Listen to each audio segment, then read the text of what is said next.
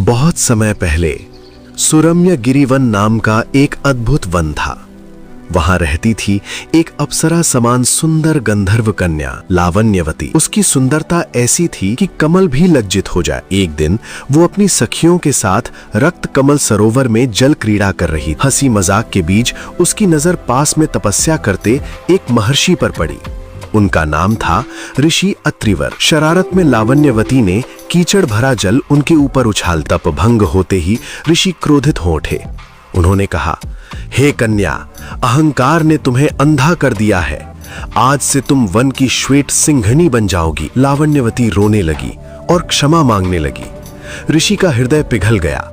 उन्होंने कहा, दिन में तुम पूर्ण सिंघनी रहोगी, रात में आधी नारी और आधी सिंघनी।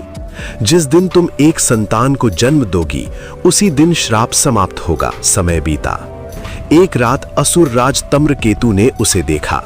उसके अद्भुत रूप से प्रभावित होकर उसने उससे विवाह कर लिया।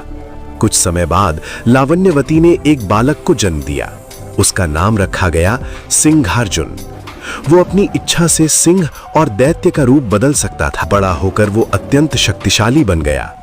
उसने देवताओं को परास्त कर स्वर्ग पर अधिकार कर लिया। तब देवताओं ने मिलकर आदि शक्ति मां चंद्रप्रभा का आह्वान। माता दिव्य प्रकाश के साथ प्रकट हुई। भयंकर युद्ध हुआ। सिंहार्जुन ने अनेक रूप बदले, परंतु अंत में मां के दिव्य अस्त्र के सामने टिक न सका।